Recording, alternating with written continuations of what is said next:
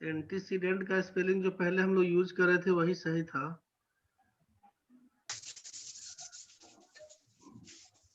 हड़बड़ाहट में इसको ANTECEDENT जो पहले लिखे थे ना वही ठीक था। यहाँ पे सबसे पहले जो सुधार दिए थे कि आई करवा दिए थे उसको आई नहीं कीजिएगा।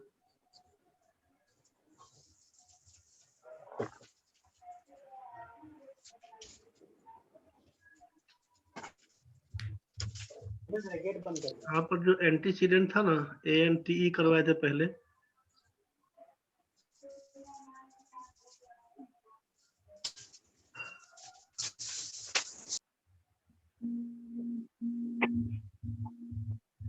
यही आपका एंटीसीडेंट ANTECEDENT वही करिएगा, आई नहीं लिखिएगा, वो गलत है। जितना बताया गया था उसमें किसी को दिक्कत भी है? सर कहाँ तुम चल गया है रे? सर गेट बंद करने। अच्छा, बंद करके बैठो। चलो भाई अब शुरू करते हैं हम लोग। चलिए यहाँ से अब आगे बढ़ते हैं। क्वेश्चन पकड़िए। A:B, पहला क्वेश्चन समझिए। A:B का मान है 2:3 और यहाँ पर B:C का मान दिया है 3:7। आपसे पूछा कि A:B:C का मान क्या होगा, फिर पूछा A:C का मान क्या होगा। फिर दूसरा क्वेश्चन आपके पास है यहाँ पे। दूसरा क्वेश्चन है A:B का मान 2:5 और B:C का मान 4:7। तो आपसे पूछा कि A:B:C का मान क्या होगा, फिर A:C का मान क्या होगा। जरा बताइए दोनों क्वेश्चन सॉल्व करके। जिसको जो समझ में आ रहा है अपने हिसाब से बना के बताइए, फिर डिस्कस करते हैं इसके पीछे।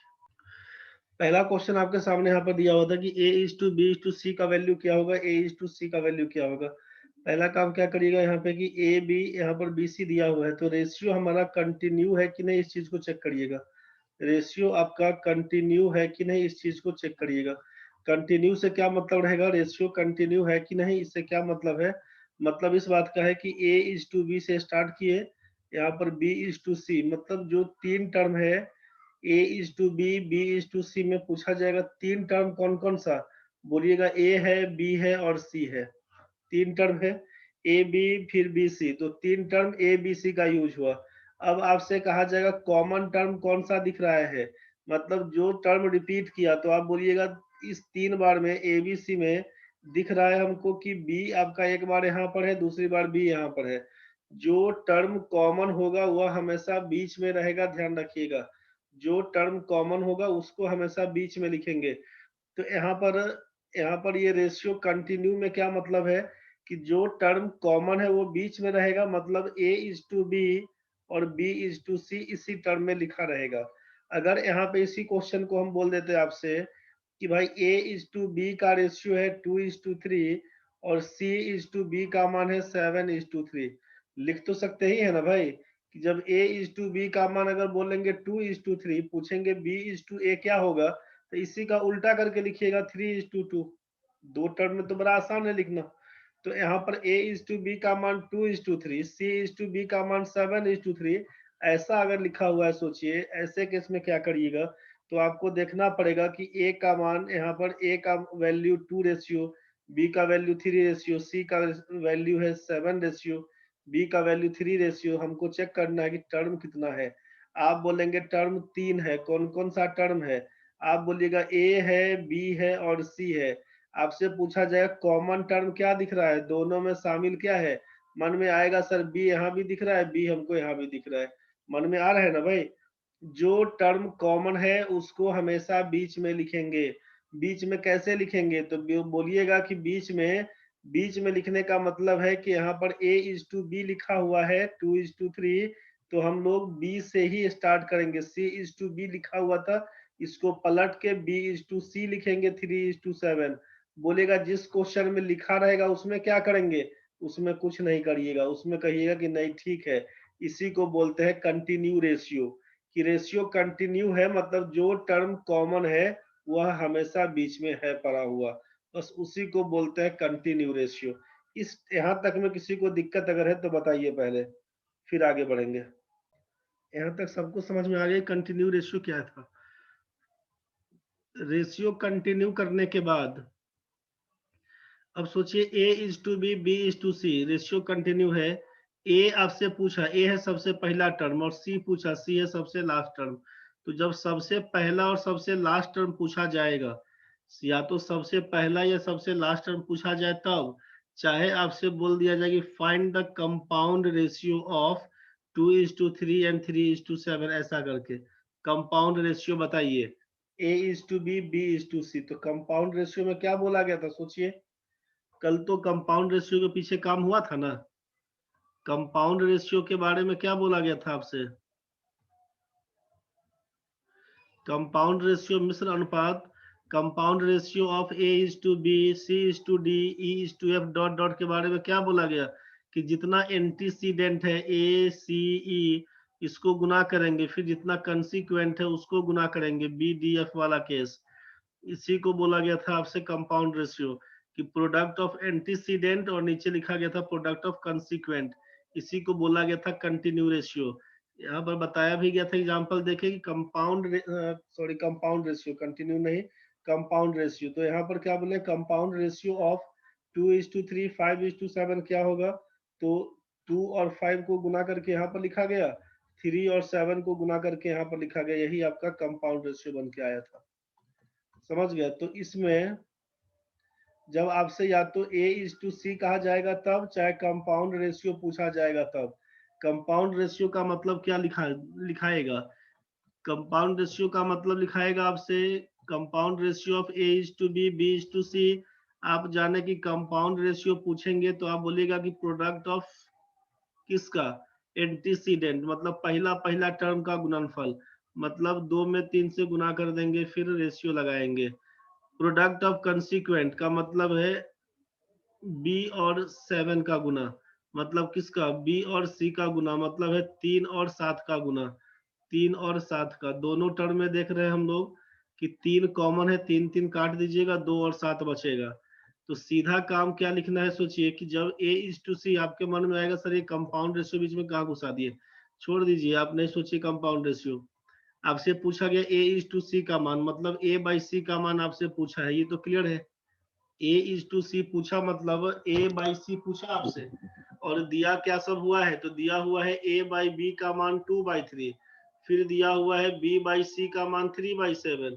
तो हमसे a बाई बी का मान दिया है, b बाई सी का मान दिया। अगर इस दोनों टर्म को, दोनों रेशियो को आपस में गुना कर देंगे तो क्या सब हो जाएगा, बोलिएगा ना कि इस b से ये b कटेगा तो बचेगा हमारा a बाई सी। मतलब जितना रेशियो दिया हुआ है सबको आपस में गुना कर दीजिएगा, कंटिन्यू बनाते हुए इसी को काटिएगा तो a बाई सी बचेगा। तो जब कभी भी सबसे पहला और सबसे लास्ट टर्म का रेशियो पूछा जाए, ध्यान रखना है आपको, जब कभी भी सबसे पहला और सबसे लास्ट टर्म का रेशियो पूछा जाए, रेशियो कंटिन्यू टर्म में है कि नहीं इसको चेक कर लीजिएगा।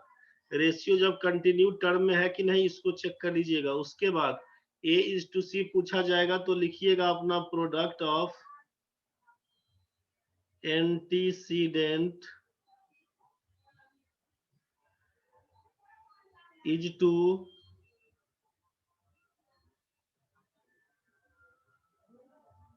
टू प्रोडक्ट ऑफ, लिखिएगा कंसीक्वेंट। बस यही आपको लिखना है, यही आपका आंसर हो जाएगा।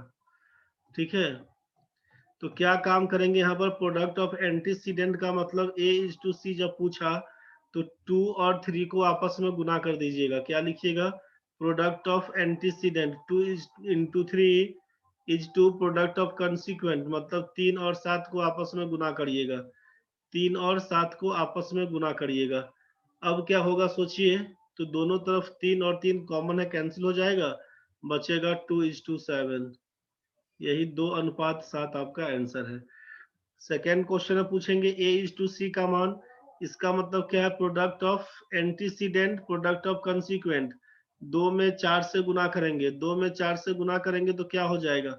लिखना होगा 2 into 4 is to product of consequent, मतलब 5 में 7 से गुना करना होगा, 5 में 7 से गुना करना होगा, यही आपका आंसर बन के आ रहा था। 4 में 2 से गुना करेंगे तो 8, 5 में 7 से गुना करेंगे तो 35, 8 is to 35, यही आपका आंसर होगा। ये बात तो समझ में आया होगा भाई। तो आपसे जब कभी भी पहला टर्म और लास्ट टर्म पूछा जाएगा, बस इसी हिसाब से निकालिएगा। समझ गए तो क्वेश्चन बना के बताइए हमको। तीसरा, एबीसी कैसे निकलेगा उसका बाद में चर्चा करेंगे। एबीसी कैसे निकलेगा चर्चा बाद में करेंगे। अच्छा तन्वी आप बताइए, सोचिए, पहले लाइन में आप आइए। आप बोल रहे हैं नहीं आया तो कोई बात नहीं। तन्वी तन्वी तन्वी लाइन में आओ। सर सी की जगह 3 कैसे लिखे थे? किसमें रे? नहीं समझ आया। वो फर्स्ट वाले में भी सेकंड वाले में भी। इसमें क्या किए ना, प्रोडक्ट ऑफ एंटीसीडेंट, पहला पहला टर्म का गुणनफल और दूसरा दूसरा टर्म का गुणनफल, बस यही काम किए। क्यों किए बता रहे हैं, एक मिनट, वो फोन आ गया था, हम बता देते हैं। यहाँ पर समझिए Tanvi, a is to b का वैल्यू अगर 1 is to 2, b is to c का वैल्यू 3 is to 4, पूछता है a is to c क्या होगा? तो पहला पहला टर्म का गुणनफल, एक में 3 से गुना करेंगे, 1 into 3 बराबर 3 हो जाएगा, a की जगह पे 3 लिखेंगे, और 2 में 4 से मल्टीप्लाई करिएगा तो ये 8 हो जाएगा। तो यहाँ पर c की जगह पे 8 लिखिएगा। बोलिएगा ऐसा कैसे? तो ये सोचिए, a is to b का मतलब आप लिखिए a by b, फिर b is to c का मतलब है b by c। तो हम लोग a बाई बी में b बाई सी गुना करेंगे, तो सोचिए कि अगर गुना करेंगे तो b और b कट जाएगा ना रे, तो a बाई सी बचेगा। तो a बाई सी बचेगा तो हम लोग इसी को लिख देंगे, b से b काट के a बाई सी, मतलब a बाई सी का वैल्यू क्या होना चाहिए? तो बोलेगा a by B, a by B का मतलब 1 by 2 into b by C का मतलब 3 बाई 4। आपस में गुना करिएगा, एक में 3 से गुना करेंगे 3, 2 में 4 से गुना करेंगे 8, यही 3 बाई 8 आंसर हो जाएगा। तो इतना नहीं करके सीधा ऊपर ऊपर पहला टर्म का गुणनफल और लास्ट टर्म का गुणनफल, बस यही काम करते हैं। कुछ कुछ समझ में आया होगा। a is to b का वैल्यू 2/7, हम बोले a by B into B by C करिए, तो जैसे a by B into B by C करिएगा तो क्या बच के आएगा? a बाई सी, मतलब लिखिएगा ना कि a बाई सी का मान a by B 2/7, b by C मतलब 3/5, गुना करिएगा तो लिखिएगा यहाँ पर 6/35। मेरे ख्याल से कुछ तो समझ में आया होगा। चलिए यहाँ तक तो सबको समझ में आ चुका है, तो हम आगे बढ़ते हैं। एक बार यहाँ तक समझ में आ गया है तो अब एक बार बता दीजिए आप क्वेश्चन नंबर 5 लेके। C is to A का मान, सॉरी,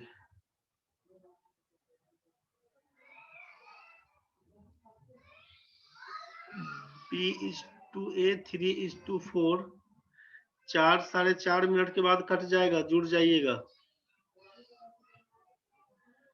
और यहाँ पर लिख देते हैं C is to B का मान 5 is to 9। आपसे पूछा A is to C का मान बताइए क्या होगा।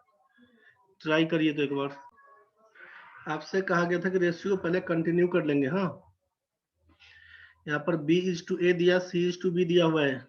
क्या करिएगा, कॉमन टर्म हमारा b था, इसको सेट करिएगा तो लिखिएगा A is to B, ratio बन के आएगा 4 is to 3। C is to B को लिखिएगा B is to C, बन के आएगा 9 is to 5। A is to C का मान क्या लिखिएगा? पहला टर्म का गुणनफल, 4 में 9 से गुना करिएगा लिखिएगा 36, 3 में 5 से गुना करिएगा लिखिएगा 15, 3 से कटेगा 12, 3 से कटेगा 5, 12 5 इसका आंसर बन के आएगा। जिन लोगों का होगा 12 5, ठीक है भाई, कट जाएगा, ज्वाइन कर लेना अभी तुरंत। दिक्कत है तो बोलना।